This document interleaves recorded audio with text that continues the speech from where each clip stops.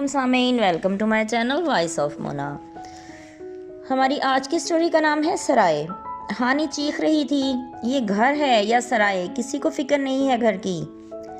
ہانی کا روز کا معمول تھا، وہ ہر کسی سے جھگڑا کرتی، وہ ضرورت سے زیادہ توقع لگا لیتی تھی ہر کسی سے، اسی وجہ سے وہ دکھی رہتی۔ ہانی کو بیاہ کر 8 سال ہو چکے تھے۔ شوہر توجہ نہیں دیتا تھا، گھر کی ضرورتیں پوری نہیں کرتا تھا۔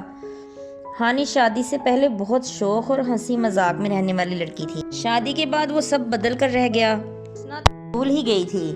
گھر کی ذمہ داری نے اسے توڑ کے رکھ دیا تھا۔ ہر وقت سجی سنوری رہنے والی ہانی اب ہر وقت روتی رہتی، اسے خود کو دیکھنے کا ٹائم ہی نہیں ملتا تھا۔ آج آئینے کے سامنے کھڑی ہوئی تو خود کو دیکھ کر حیران اور پریشان ہو گئی۔ ایسی تو نہیں تھی میں، بال بکھرے، منہ دھوئے بھی کافی دن ہو جاتے تھے۔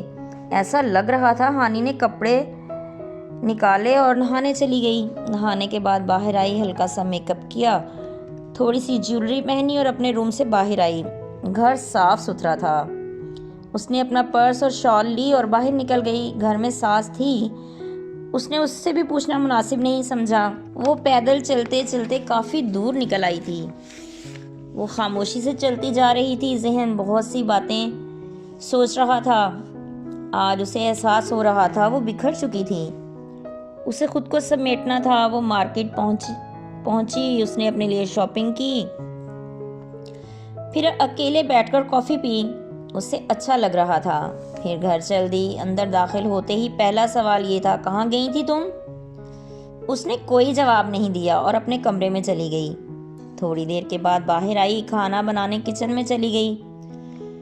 غصہ تو تھا لیکن سب کا پیٹ بھی بھرنا یاد تھا۔ کھانا بنا کے بھائی کو کال کی، مجھے لے جاؤ آ کے۔ کھانا بنانے تک وہ آ گیا۔ اس نے 1-2 سوٹ لیے اور بھائی کے ساتھ چل دی، کسی کو نہیں بتایا۔ وہ شاید طے کر چکی تھی کہ اب کسی کو بھی اہمیت نہیں دینی۔ ضرورت سے زیادہ بوجھ نے اسے سب سے نفرت کروا دی تھی۔ ماں کے گھر پہنچی تو ماں سے مل کر رو دی، وہ بھی پریشان ہو گئیں۔ کیا ہوا ہانی؟ کچھ نہیں، کچھ دن کے لیے رہنے آئی ہوں، اچھا رہ لو۔ وہ سب کے ساتھ کھانا کھانے کے لیے بیٹھ گئی۔ میں ایک کال آ گئی، تم کیوں گئی بتائے بغیر؟ میری مرضی، نہیں ابھی نہیں آنا واپس۔ اس نے کال کاٹ دی۔ ہانی کا بچہ نہیں تھا جس کے لیے وہ پریشان ہوتی۔ کھانا کھا کے وہ باہر لان میں ٹہلنے لگی۔ وہ پرسکون تھی، شاید وہ اپنے لیے فیصلہ کر چکی تھی، لیکن ابھی کچھ وقت دینا چاہتی تھی اسے اس فیصلے کو۔ ماں نے آواز دی تو ان کے پاس جا کے لیٹ گئی۔ رات کے پچھلے پہر آنکھ کھلی تو اپنے روم میں چلی گئی۔ بہت سی باتیں، بہت سی یادیں تھیں۔ کافی دیر بیٹھی رہی، پھر سو گئی۔ صبح دیر سے آنکھ کھلی، باہر سے آوازیں آ رہی تھیں، شاید فائق تھا۔ وہ باہر آئی تو وہ بول رہا تھا کہ بتا کر نہیں آئی، نہیں بتایا، تم سب کام مجھے بتا کر کرتے ہو، دفع ہو جاؤ یہاں سے، مجھے نہیں آنا تمہارے گھر، میں فیصلہ کر چکی ہوں۔ سب ایک دم پریشان ہو گئے۔ اس سے کسی کو امید نہیں تھی کہ وہ یہ بولے گی۔ فائق اٹھ کر چل دیا، کسی نے روکنے کی کوشش نہیں کی، وہ بھی پیر پٹکتی اندر چلی گئی۔ کسی نے کچھ نہیں کہا، وہ غصے میں تھی، سب اسے جانتے تھے، اس لیے کسی نے کچھ بھی نہیں بولا۔ وہ تھوڑی دیر کے بعد چینج کر کے باہر آئی۔ وہ تیار تھی۔ کہاں جا رہی ہو؟ میں امائلہ کی طرف۔ امائلہ اس کی دوست تھی اور ایک کمپنی کی CEO تھی۔ ماں سمجھ گئی کہ یہ اب نہیں جائے گی واپس اور جاب کرے گی۔ ناشتہ کر کے جانا۔ وہ بیٹھ گئی، ناشتہ کیا اور پھر چلی گئی۔ امائلہ کے آفس پہنچی تو وہ اسے دیکھ کر خوش ہو گئی۔ اس نے اپنے آنے کا مقصد بتایا، وہ خوش تھی۔ امائلہ نے اسے جاب دے دی۔ کافی دیر اس کے پاس رہی، پھر گھر چل دی۔ وہ جاب مل جانے کی وجہ سے خوش تھی۔